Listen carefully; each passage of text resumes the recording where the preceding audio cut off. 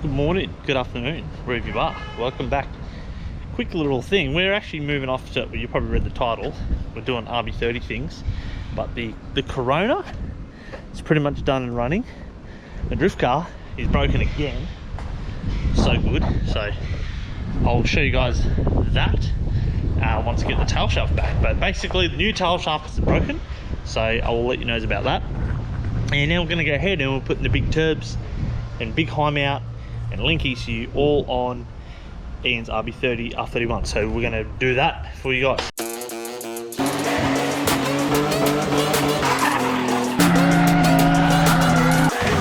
What's up, baby?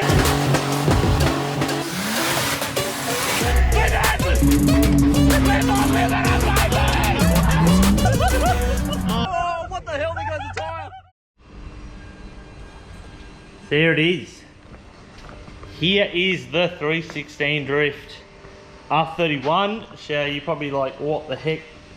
There's something over here that should be back attached. That is the guard. And that is the rig. And you're probably thinking, mate, this thing's rough as looking. Well, funny, this, he bought this car that long ago, it was worth like nothing. And obviously, probably right now when you're watching, 31s are quite valuable for what they are. So, yes, that's right. These holes in the guards. Yeah, 50 cal, that's the point. So, the full theme for this car is kind of the Mad Max kind of theme. So, that's the bottom there with the rising sun. So, and here we are with some of the stuff that we put in. So, one thing that's missing is the link ECU, so we've got a link ECU for it. So that's getting in, that'll be getting wired in. And I don't know where the manifold's gone, but the manifold, Doug from Fabworks Speed Shop made a high mount manifold for this. So a custom manifold for the turbo, with this beautiful Hyper Gear. Here's the thing, Hyper Gear, built by Teo. So this is going to be literally out the bonnet, very much out the bonnet. So, and then we've also got ARP head bolts, very hard to get at the moment. Rajab forward-facing plenum to go onto the stock plenum. Then we have, which we bought from Godzilla Motorsports, crank trigger, cam and crank trigger, because it works off the same. And obviously MSLR head gasket. And that is kind of the main thing. So, plus the head, we got all the head work done by Benny at Precise Engine Rebuilders. So he done all the machining, still running stock valve springs. The car's not going for big power, we're actually going mainly just response and just durability. So it's probably only going to have about 300 horsepower, and that's all it's going. Like, it has a stock RB30 gearbox. Yeah, we don't want to be breaking any of that. We still want to run fairly small tyres, so not big power, but enough that it just chugs along. So, and we're going to just kind of jump in and show you some of the stuff that we've been doing. So the engine bay is pretty horrendous. This cog, that's if you know RBs, that's probably going to have to get cut off. Pretty disgusting. Got the hair, the block's almost ready, needs a little bit more scuffing and should be ready to party. And I don't know how this car ran, and Ian does not even know this, but this bearing was completely seized. Well, it still is completely seized, and it turned it, and the timing belt was just on it. So it's pretty lucky that he decided to do all this at the time he did, because it would have been bad. So time belt's here. It's looking pretty sad. I don't know if you can see, but there is a bad. That's a bit of the thing, but a bit of bad. So yes. So next thing is cutting that damn thing off. That is a pain. Normally RB20s were the problem for that. Here we are. So, and we're getting rid of the distributor. So the distributor cap. Distributor is going to be gone.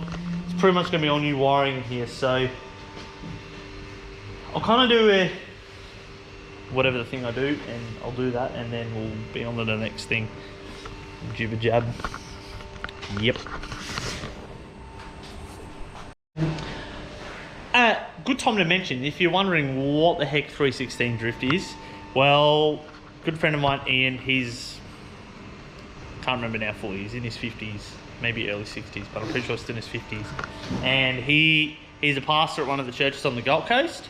And obviously my vision's always been to be able to help people, find peace, all that stuff. So Ian is actually, this is his ministry, so he's on some crazy stuff. He's trying to get us some like street drifting tracks, all types of stuff. So he just loves motorsports. He just loves drifting.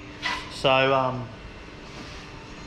we've also behind the scenes as well. Last year we were doing filming as well for a full-on TV series thing as well. So yeah, for 316, keep an eye on it. But it's about growing community. You know, people finding be able to deal with the situations of life, especially in the last couple of years with the COVID stuff. Obviously things have been very hard for a lot of people, financially, mentally, probably mentally more. Yeah, so I'm actually really glad to be part of it. Also his other car, once we get that out, but he's also got an R34 Skyline, so this has always been kind of the practice car, the fun car. Just kind of got a little bit out of hand with the other stuff, because this was never meant to happen. You know what we do? We always get carried away. We always buy something else, another bigger turbo. So that's a little bit of insight to that. I'm going to jump in and put this together, because it's going to Matsuri. So yes. Here we have the beautifully prepared head disc going on. I actually hope, I don't fully know, but I don't know if I actually need to block where the distributor went. I'm a bit unsure, so I'm going to find out in due time.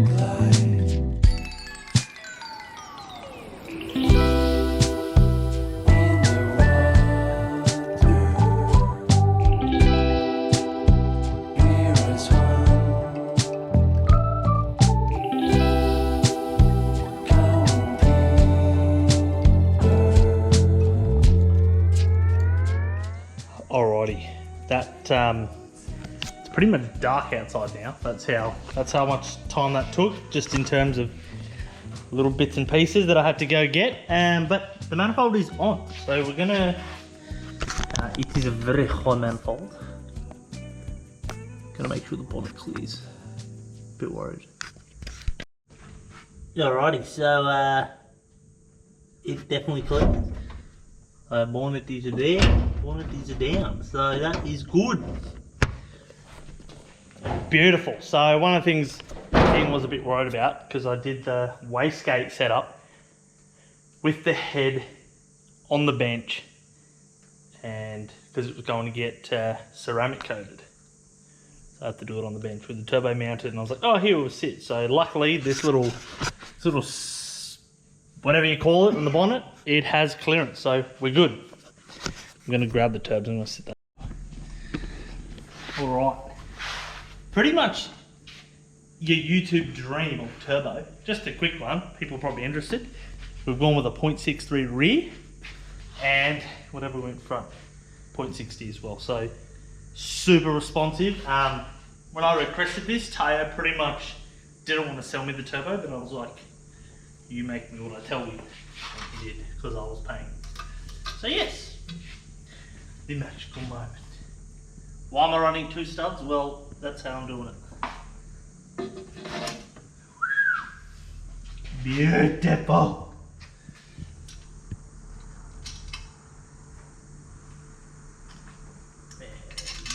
That is not the bolts for it. We'll stitched ourselves up. That was the bolt for it. Oh no. Oh no.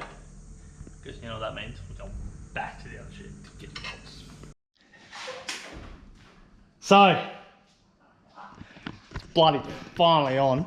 I ended up putting all studs in it because it was too hard finding bolts. So, all 4 studs. That is how high this turb ski is. So, this will be exciting for when it's actually on. So, I'm going to do for this one. This build is going to be like a 2-part thing. So, this is literally part 1. Part 2 will be putting on the trigger kit, forward-facing plenum, and it can't be too far because I need it ready for Matsuri for Ian and the boys. So that is all for this one. Hope you guys enjoyed a little bit of the stuff that we've got to do. And then there'll be some stuff in between coming for the drift car. And we're doing round 3. So we're leading round 3 series down at Raleigh Raceway, New South Wales. So we can finally go there and come back. So that's good. So we'll be doing that in mid-Feb or start of Feb. So I'm currently winning the series there. So I really want to take a win of the series. So that'd be cool. I don't know if there's any cash prize, but look, any cash prize is a good prize. So hopefully we take that out. So yeah, hopefully we don't break anything because we're driving the car down there, and hopefully all goes well in that respective. So peace, guys. We'll see you soon. The turbo. Shoot. Shoot.